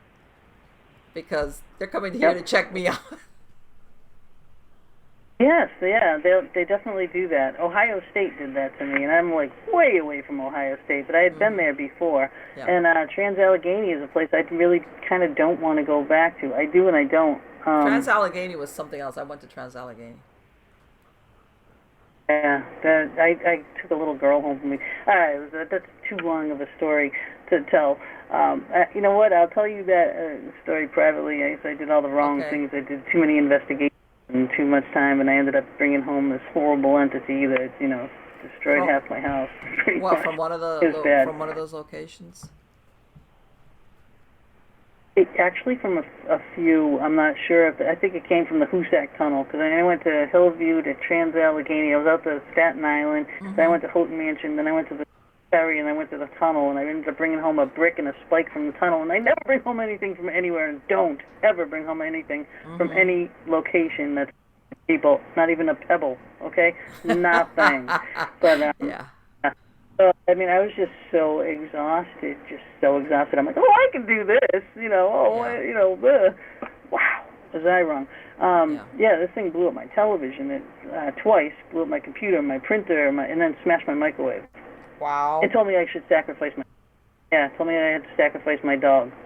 Okay. I was like, wow, because I said, if you're so big and bad, why can't I see you? And it said, I said, why? Yeah, no, what do I got to do for you to see me? And the EVP was sacrifice your dog. I'm like, yeah, you're done, dude, you're done. And then I called a bunch of my friends, and we had a big thing to do in my house, and we cleansed the house, and we got rid of that. And at the same time, I had a screaming little girl, crying little girl that I brought home from Trans-Allegheny with me. and we got rid of her too. Just crossed her over, And was she But what? yeah, it was I it mean, was and I tell everybody this. People don't realize, because I tell everybody, when you go on investigations, or sometimes when you're really tired, and by this I don't mean, or coming down with something, it's not good for you to go on investigations, yeah, because believe it or not, you become vulnerable. Yeah, yeah, absolutely, yeah. Don't. yeah. Yeah, I was like taking a nap in Trans Allegheny on the floor at in the woman's place there. Uh I huh. was like passing out, and I'm like, this is not good. This is not good. The alarms that would go off out there, that woke me up. Ugh. Wow. No, There's an Trans alarm Allegheny that was went off out an the interesting place. insane. Yeah, Well, definitely. I mean, if I had just done that, it would have been great. But just did too many things and just too exhausted and too much driving, and never yeah. again, never again. Like, I let me.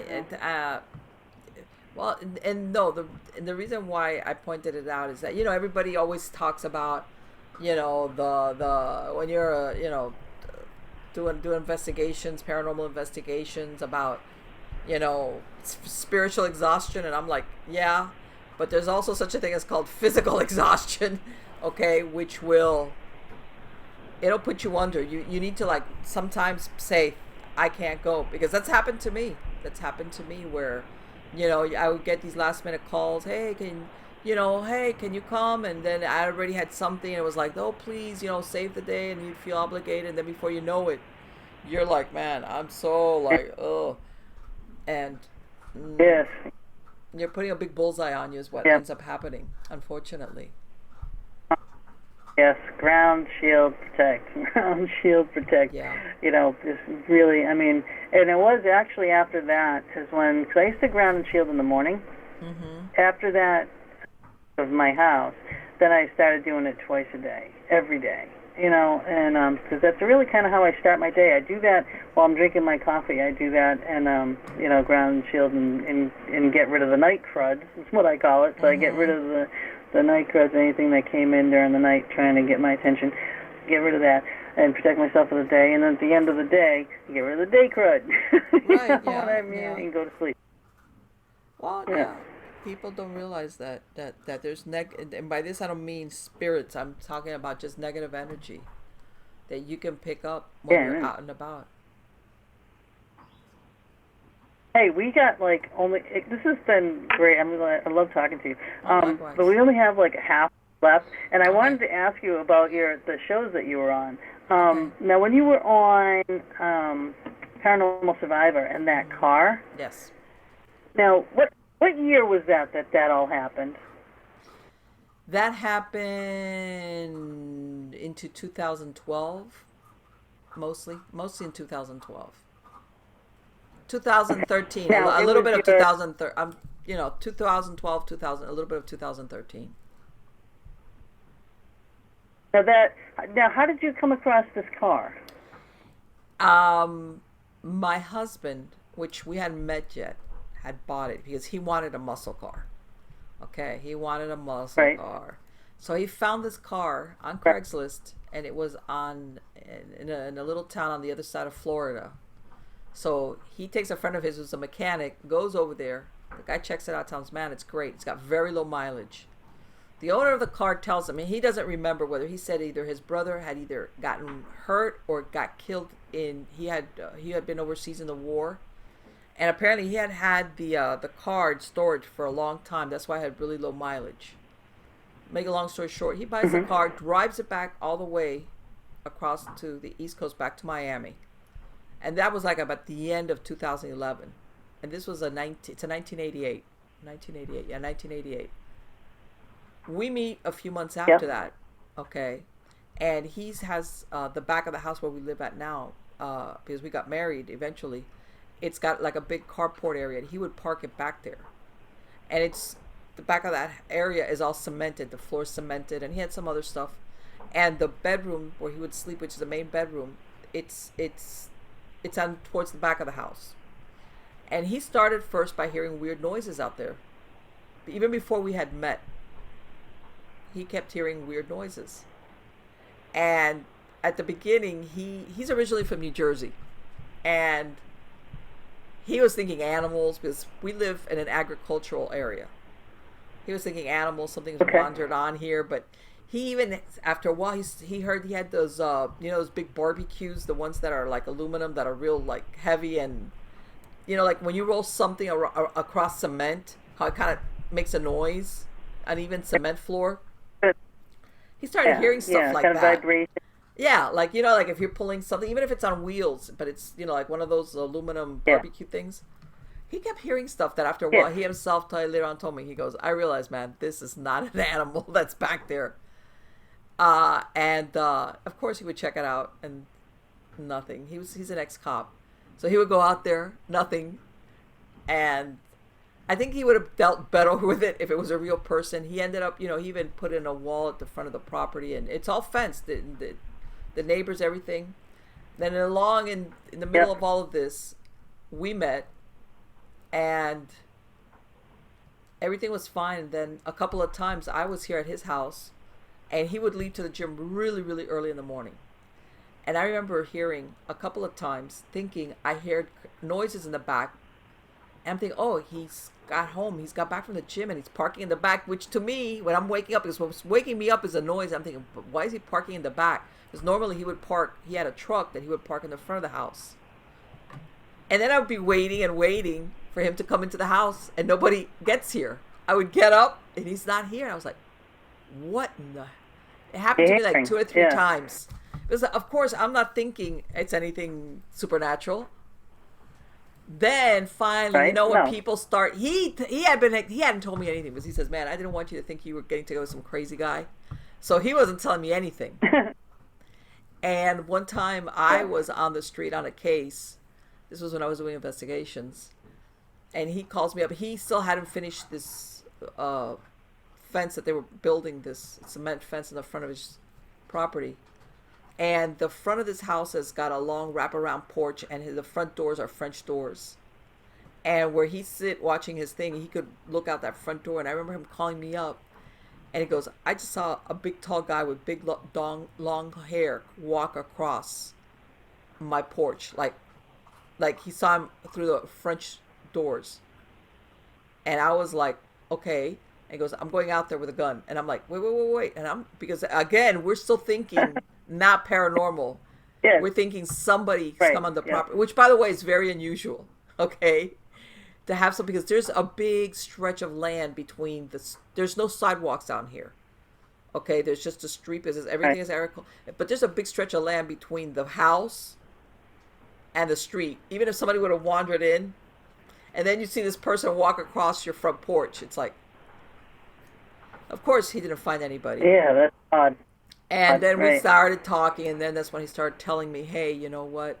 I've been hearing these things, and before it was not that big a deal, and now I'm hearing it more, and I'm in my room, and and he was like totally wigging out. And then when we really got around to realizing that it was tied into the car, was a couple of times he would take this car to my house, and he would park it in my driveway. And I remember my dogs. I was used to coming in and out. I used to work really weird hours. So, my dogs knew, in other words, if my dogs barked because something unusual, there weren't these type of dogs that would bark at anything. And one time I hear my dogs bark, and I remember my bedroom window looked out on my front yard where my cars are parked. And I stood up, when you kneel on your bed and you're looking out your window, because that's how I had it. My bed was right under the window. And I'm looking, I'm thinking somebody in his car, which is parked inside my yard. And I'm thinking, somebody's trying to steal the car. And I'm looking, and I'm like, because, you got a little bit of the glare of the windshield, even though it's nighttime, and I have my porch light on. And I'm like, first it's like, is there somebody in there? And God, there's somebody in there. And then I'm seeing, all of a sudden you start really looking, and there's this guy sitting in the thing. And I'm like, I'm poking him, like, get up, because I didn't want to take my eyes away from it. And I'm thinking, the more I looked at Right. it, the more detailed look. And there's this guy with long, dark hair sitting in the driver's side of the car. And he finally gets up like, ugh, and I'm like, get up here and tell me what you see. I didn't even tell him what I saw. And he got up. When I told him Yeah. that, immediately he like got out and he looked out and he looked at me with his face like, and he says, I see this. And it was the same thing. I didn't tell him what I saw, you know. And that's the first Yeah. time that we really started to realize that it had to do with a car versus, even though this is a 100-year-old farmhouse, not the house. It was the car. But the thing Wow. was, he got that car really soon after buying this property. Okay, so that's why he never saw, you know, when you've lived a long time at a place and then you get something and that's when everything starts up. No, he got, Yes. I want to say he got this car like maybe 6 months after he moved into the house. So he never realized, hey, everything really started when the car came on the scene. And it took off from there. Started coming in. I'm sorry, what? Didn't he start coming into the house after that? Yeah, eventually it got to the point. I remember he used to have this guy that would work on muscle cars because, you know, they need special parts that you got to order. And he was doing it little by little. He was replacing certain parts. So he had this one guy that would work on the car. There was one time where he normally wouldn't. Sometimes he would, at the beginning, he would keep it if he was waiting for a part. And he would put it, he had like a big warehouse, and he would leave one of the guys that would work for him. He had one of those lofts, office that are like little lofts. And the guy later the next day told him that he had heard things moving around downstairs, but he didn't come down. He was like, I'm not going down there. The only thing down there was the car, you know, and their stuff. But he said he heard things moving around all downstairs. And then another time, he tells my husband, because he would be the one to work on the car a lot of times, and he said that he kept thinking that one of his guys would be standing behind him, like, you know, like right on top of him, like behind him, and he'd look like, what are you doing? There'd be nobody there. It got to the point that finally one day he told him, Henry, man, you're on your own, man. I'm not gonna fix your car. It's wigging me out. I'm having a hard.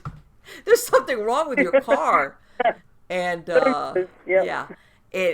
When you start also getting it from other people who you've never told anything about this. And one time I saw it. I saw what it was. I mean, really saw it. Not like through the windshield. I actually saw it. Was this house? It's one of these older homes, you know, that's got the big crawl space underneath. So basically, it sits the windows are high up off the ground. So there's a window. There's a small bathroom that looks out into that carport and to the backyard. It's got acres behind it. And I remember I'd fallen asleep on the sofa, and there's the hall light on the bathroom's the only thing that's on. So I go real quick. It's a pocket door, and there's a window that's right over the sink that looks back there. And I'm in there, and all of a sudden I just walked in there and I look, and there's a man staring at me. Now, for him to be looking through the window, he would have to be like, what, 7 or 8 feet tall? Because I'm seeing him like from chest up. I'm telling you, I almost broke my nose trying to go out that pocket door. Because I was like, you know, and that's when I said, okay, that's it. And like I said, this, you know, there's a lot of things that happened. My kids, we would take trips. He has birds, and I would tell my sons, hey, can you go by there and feed the animals? And later on, of course, one of my sons, he was doing security, and he would get off at midnight, and I would tell him, Andrew, what you could do is just go there and sleep, and, you know, feed the animals, sleep there, and then get up in the morning and leave. And he later on, he tells me, Mom, when I would get there, I would go in there with my gun drawn. And I'm like, what are you talking about? It's like every time I was in there, I was like trying to do this thing for you and sleep. Are you out of your mind? And then my other son, he never even bothered coming at night. He would come in the afternoon, and there's an upstairs. It's 2 floors, and you know when you walk on a wooden floor on an upstairs, that you can hear. Cracks. Yeah. One time he came in, and on purpose, of course, he's walking around downstairs. He says very quickly trying to feed all the animals and all the birds and all this stuff and checking on their water.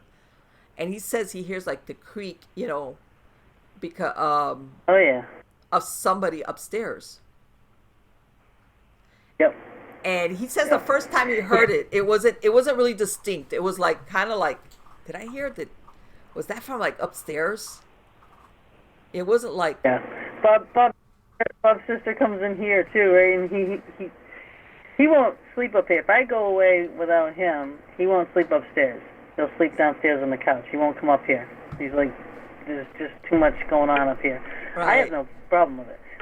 right. But Well, Mary and his sister will dog if we're both gone, and she won't stay either. Her daughter, she'll never sleep over here. No, nope, no, won't do it. You oh know, yeah, no, it's like, it's nothing. let me tell you something. But He yeah, it's, did hear somebody trying to come down because the stairs, come down like basically they empty out almost to the front not into the front door but to the side. And he says all of a sudden he heard the steps and he left. He just left. He says, "Mom, those were footsteps. There was like a person up there walking." And I knew there wasn't nobody there, and he just left. But they don't tell me anything right away. They tell me this months later, when it's like the big secret they're keeping amongst themselves, that that was going on, and it yeah, played out, and we still have the car. We still have the car. We still have the car, and wow. a lot of things happened with that car, and the of course when he bought the car, he never thought to ask the history of it because you don't think a lot about those things. When you're buying No, a no, car, you're just buying the car. I know. Right. But as far as attachments to objects, sure, very possible. I learned that Oh firsthand. yes. Yeah. Oh yeah. Oh, I've seen it. I've seen it. Yeah, Bob, he's witnessed that too. Been through a lot of that kind of stuff with the doll. Took a doll out of a house. They were hearing stuff, and he said, "Well, is there anything new?" And they said, "Well, we bought a doll." And come to find out, they bought a doll at a nursing home yard sale, and a woman who passed away there. And it's a clown doll, and a woman who Oh. passed away there. Her name was Justine Rose, and it possessed this doll. Like her essence went into this doll, and he was doing EVP work and stuff. And he said, "What's your name?" I said, "Justine Rose." It's like, oh, What? wow, and it's a boy clown doll with this woman in it. But he tried binding it. Him and his ex-partner tried binding it, but that didn't work. And then he was going to give it to like John Zappis, and then before that, Peg Nick wanted it at the Knickerbocker, and she felt like this closeness to it. So then it ended up at the Knickerbocker, and we go there and we do ghost hunts there, and we go visit Justine. But Justine recognizes Bob in an instant, and it's always communicating with him, like thank you for bringing me here. You know what I mean? So she's That's continuing funny. on. That's Yeah, yeah, that's wild, neat it, stuff. So now that you know that all this stuff was with the car, and you decided to get rid of it, what was it about it not starting and stuff? What was all what that happened about? was that finally we got I asked somebody because I was like, you know what, I don't want anybody that knows me. I don't know, because if I'm asking somebody, they're gonna assume. So it was like a friend of a friend. I got a psychic to come over, and and that person made a beeline for the car, which I have to give this person credit. Here you are, you're coming to an old looking farmhouse, which you would think they're calling Right. me about the haunted farmhouse. No, he went straight to the car, and it Oh, was that's a good like, psychic. oh yeah, yeah. And he says this car, it's got a really violent personality attached to it. This person, I want to say, died in or by, or was, he wants to say that it was because he was fleeing from the police, and my husband was a policeman, and he's attached to the car. And this is a really dangerous, violent personality, in life and in death, and that he doesn't want to let go. And like saying, I'm not even going to try to cross this thing over. Like, forget it. And I remember that he did a bunch of blessings and things and on the car. And right before that, my husband had gotten this new radio put in because he's into the radio thing, whatever. And like a couple of days afterwards, he goes out there No, I'm sorry, I take that back. The thing with the radio happened before that happened. That we got the wiring pulled out with the new radio installation. And Oh, they didn't like the new radio. nope. And then like a couple of days, I wanted because he didn't drive that car every day. It was that kind of car that he would take out. And like a couple of days Yeah. after the blessing, he goes and he tries to turn the car and it's not turning on. He comes back in the house. He goes, "You're not gonna believe this." I'm like, "What?" He goes, "It's not turning on." And I'm like, "What do you mean it's not turning on?" It wasn't turning on. It wasn't like no dead battery. It wasn't. Like I said, this car was like, he would keep it in tip top shape. It was, like I said, he always had this mechanic because he was upgrading something on it. Yep. Blessing. And then we thought, okay, well, let's give it a little bit of time to settle. Maybe was a parting gift from this entity being ejected out. Not really. No. It came back, not as much as before. It's kind of contained in the car. We got it work, and for the longest time we could not get that car fixed for love or money. Right. And we parked it away from the house. Oh, and it was really funny because when we would park it in the back because we have that big carport area in the back of the house, everything mechanical there Right. went belly up. We had Wow. we had a riding lawnmower, pretty brand new. Couldn't get that to stay fixed no matter what. We had like one of those golf carts to ride around. That we were constantly having problems with it. We had a sprayer, that comes with one of those engines. Same thing. It was like, okay, come on. How many things are gonna, not work back here? Enough is enough is enough. Yeah. Yes. At that point, yeah. Yeah. Once Like we that moved- thing that was blowing up all my electronics in my house. Yeah. It cost me $3,500. Yeah. Come on. So No. we finally got it fixed, and we have it parked, but we have it parked in the front. We have like one of those half moon driveways, and I told them that's it. It's not. Yeah. It's not coming in the back the carport anymore. Yeah. And every once in Yeah. a while, Yeah. certain Yeah. things happen. Too. Yeah, that let us know that it's still. I just think that what this guy did, the psychic, what he did was he kind of contained it a little bit, but every once in a while, and I'm still not sure what the trigger is. We do have stuff, especially because we have this big shed out in the back, like in the back of our yard, and every once in a while you'll hear really strange noises coming from back there, really weird noises. And I mean, and that has to do a lot with how things started up originally, and then it stops, and then it starts, and then it stops. It's like it's like on a cycle, and I still don't know what it is that triggers it. And it's one of it's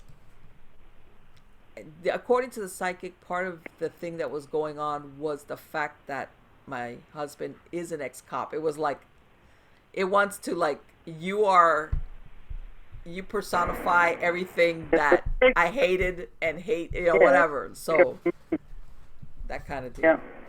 So. Yes. Well, it's just such a crazy story, And when I watched it, I remember seeing it when it first came out. I remember seeing it going, wow, that's creepy. And then I watched it again, obviously, because I was going to have you on. And I'm like, yeah, that is a really creepy story. And so is your one at the show on the haunted hospital. Yeah. And Yes. she was in season 1, episode 12 Yeah. of Haunted Hospitals. Yeah. And my first question has got to be, all right, so now you're a counselor, right? No, I'm an investigator. Well, dealing with... Okay. Why were you going in the middle of the night, like 2 Because and you 3 in have the to. morning? You have to. Whenever there's something like that's a child death, you need to respond immediately. There's no downtime. Even though you would think, what's the hurry? No, you have to, it requires an immediate response as an investigator. You have to go to the hospital, go and take pictures. You got to do that right away. That's really important. Right. Whatever time it Right. was. So tell people the story of how this all came to be and what happened and when you got the call and what you saw. Well, I would work weekends. We had a unit that would work weekends. And that's why I say when I had crazy hours, I had crazy hours. But then we would rotate our on call, you know, and on call meant that you would take any case that came in that they say cannot wait till the following morning. All right. Usually the only time that would be something of this nature, serious injury or death. In other words, we need you to respond. And this was one of them. And I went out there to the hospital because, that's where you want to go. You want to find out what happened. And there was certain, and I'm going to leave that, but there was some type of criminal activity involved in that case that they didn't include, which I'm glad because I told them not to. Also, what sparked it to being, it would have been even if there wasn't, but there was, another family facet involved in it. So when you go to the hospital, you get information not only when the body, the child, did they see any other bruising, anything like that. And you get a report from them, and then you need to go back to the house and you need to take pictures. What was there? Did it make sense? What happened? What they're saying that happened? Things like that. You don't wait till the next day. So I was out there literally, like what they say, in the middle of the night, taking pictures, and the house was empty. The house was empty. They weren't allowed in, and I was taking all those pictures, and especially in that backyard area. And by the way, this was this really nice residential area that was really, really quiet at 3 a.m. Very quiet. Yeah. And that's you why were hearing splash pool, right? Right, and they had this pool, and because I was taking pictures. There's the side areas of the house, and I was looking to see, entryways, exits. Did they have any, because you're supposed to include all of that. That you would think, what does that have to do? You have to take pictures of everything. And I was by there just taking these pictures, and the first time I hear that, I'm like, what? And I'm like, okay, wait a minute. I know there's nothing, there's no tree branches hanging over it. But when you doubt yourself, like, wait a minute, and you walk back there like, what? And I'm like, there's nothing overhanging like that could fall in here. What? Hey. But but even before that, I had gotten a very weird feeling, even before when I was at the hospital. Okay, when I was at the emergency room. Yeah. And but then there's only so much that you can stand there and try to like figure it out, so I went back and I was doing the other side, and this time I heard something else drop in there, and it was like, okay, because I even looked, I mean, you think like somebody I mean, your mind goes in a million directions, and like there's nothing that can account for it. And the second time was like, okay, there's something going on here. And like I said, it's especially noticeable at 3 a.m. Yeah, quiet. Nothing, all the neighbors, the neighborhood was asleep. Everybody's asleep. There was nothing going on.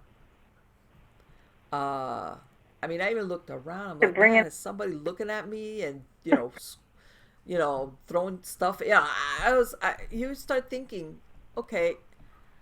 And and even I had even told them that when you go to these hospitals at 2 and 3 in, the parking lot's empty. There's nothing out there. But when you park, I mean, I was so used to showing up at these places at 2 and 3 in, it didn't bother me. And I remember coming out, and I was like looking around me, like when you're feeling like you're being watched. And I remember part of it, which they cut from the show because I know that they got to like sandwich it into a certain amount of time. That told them I was going in my car, and I'm looking in my rear view because I'm thinking, that really creepy like thing, like I got somebody in my back seat. Yeah, And yeah, yeah. I'm looking at I my rear view, feeling. and it's like, what is going on? I remember walking out, and of course I've got a clear line of sight. There's no cars. There's nothing out there. There's like my car and two others. And I'm like, Yep. what is going? They even have like a little trail where they have those like little exercise spots, And I'm like, man, is somebody out here? What is this? No. And I was like, and when you have that back of your neck prickly feeling. Yes. Yeah. So when I got I out there do. to this place, I'm like, okay. And but really the kicker was when I went into the house, was a 2-story house, and I'm taking pictures in the kitchen because the kitchen has got a sliding glass door, which was the one that leads right out to the back door area where the pool was. So I'm taking all these pictures, especially in the kitchen and the door and everything. And it just so happens that what's right above on the second floor, that kitchen area, is the hallway that leads to the bedrooms. Same thing, like if you exited the kitchen, right in front of you were the stairs that went up, had a landing, and then turned back and would take you up to the upstairs. So the hallway was Yep. right over the kitchen. So again, Okay. And you there's heard. no noise in that house. None. And I heard somebody walk upstairs on the carpet. It was carpeted, but it wasn't like a really heavy footstep. But it was like somebody was walking up there. And I'm thinking, Wow. is there somebody in the house? And I'm not even thinking stranger. I'm thinking a family member. Okay? Yeah. Of course. And I'm like, Yeah. what in the world? And I went upstairs. Nobody. I checked 3 bedrooms. There was a bathroom and 3 bedrooms up there. I checked the closets. Nobody. There was nobody up there. Nobody. Nobody. And when was the first time you actually saw the little boy? It was when I came back, and this is the thing. When I got back to that I was coming back, I usually, when I went into the hospital, I would go in through the emergency entrance in the back of the hospital. That's where usually I walk in through, because that's Okay. that's where the personnel have all the files on cases like this, because the child came in through emergency. Okay, and that's where they Okay. have all the medical files. And then the personnel but if they're still there, the ones that treated him, but the reports I needed are held in the emergency room. So when I'm walking in, there's the big, where usually the ambulance will pull in, but it was empty. Yeah. And I'm walking up and I see a little boy standing outside those doors that open up and, by themselves. And I'm seeing this little kid Mm-hmm. standing out there, and it's like 4 a.m. now. And I'm like, what is a little kid doing standing outside? Where are your parents? Exactly. Yeah. There's a guy next to him, Yeah. a man. He worked somewhere because I could tell he had scrubs on. And I think he was either talking on the phone or smoking or something. I don't know what he was doing. And I'm thinking to myself, what is this And you guy had not grabbing this kid and finding out what's he doing Yeah. out here? Okay? right. And by the way, the child was much younger than they portrayed him in the show. The child was much younger than that. Oh, Yeah. okay. And Oh, that's even fair. yeah. And it was like, what is this kid? And I'm walking up and he goes in the thing and I'm following him, and I'm like, oh, I'm not going to say running, but I was like picking up my speed. Like, where's this kid? And I'm like, I'm going to scold the parents. Like, what? And I'm following him, and I go around. Finally, I come around this corridor that leads. This part they didn't put exactly what it was. It leads to a little waiting area. That's like a little room where people can sit, like if they're waiting from the emergency room. Not the big. There's a big waiting room, but there's another one which is like a little waiting room, and it's only got one door in. If you walk in, you got to come out the same way, and it's that same hallway. So I turn a corner and I see this kid run in there, and I'm No, I right got behind him. And guess what? When I go in there, there's nobody there. Oh, it was like, God. and That is so crazy. and he was solid enough that I was thinking that this was a live child. I had thought that he had gotten away from his Right. parents, that I was even thinking, man, I wonder if somebody in the emergency room been there an hour, maybe fell asleep, and this kid just walked away and started wandering around. It Right, happens. yes. It happens. And Of course, of course. and it was that when that was the thing. It was like, and it was no way if you went into that little waiting area, you can't. There was no window. There was no other doorway. Uh, you walked in, and then it just came out into a hallway where there was nowhere else to go. In other words, that was like I had that moment where it was like, this is not a real kid. This was not a real child. Right. And well, listen, we're down to like under 2 minutes left of the actual show. okay. I mean, we could still keep staying on my live feed. You know what I mean? But no, that's if you want whatever. to. No, but whatever. That's fine. no, the show itself only has like 1:45 left. But this kid though, he did end up leaving. Yes. Now she's yelling at us. I'm sorry, you cut out a little bit. What was that? Yeah, the lady's telling us we have 90 seconds. But the kid ended up leaving, though, right? Like, yes. crossing over, accepting. Yes. Okay, so that was good. Yes. You gotta watch that, Haunted Hospitals. It was season 1, episode 12. Yeah. All right, so go to Travel Channel and watch that. And it was really awesome. But I gotta, I can't believe that we only have a minute left. This is insane. We didn't get lady. We didn't get to talk about your books or anything else. I'm going to have you back on again. Absolutely. It'll be my pleasure. Follow her. Check her out on social media everywhere. Check out her books online. Watch back at the beginning of the video because I did list all the books in her bio. And, I'm so thankful that, I get the opportunity to come on this Tuesday and do this rescheduled show with you because I thoroughly enjoyed talking to you. And we did kind of get off the beaten path. I know. I do apologize.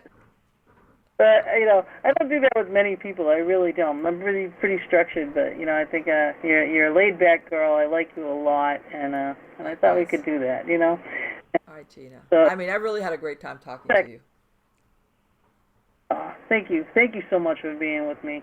And I hope to have you back on at some point, and maybe we can talk some more just about this stuff, or your books, or anything else coming up. Whatever. You got it. All right. Awesome. All right. So the show officially ended. I didn't even get to do my end thing, but that's okay. That's all right. It just goes. It runs out. We said everything we needed to say. All right. So I'll let you go. Okay. And thank you. And I do want I want to get in touch with you too though about the hypnosis a little bit more. Yeah. Let me know. Yeah, for sure. There's some things, I think Bob would benefit from it too. So yeah, I want to talk to you about that. But okay. You guys, you in Facebook land, check her out. All right.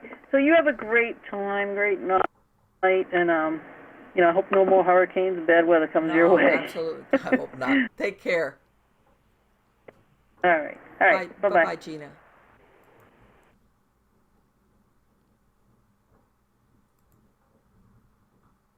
I hope you liked the show. Wasn't she really interesting to talk to? Alright guys, I want to let you guys go because I'm like really, really tired. I already did an interview earlier today and I'm like... Plus I just came through a week of possible hurricane preparations. That kind of stresses you out a little bit. So, alright guys, thank you all. You're wonderful. Take care. Bye-bye.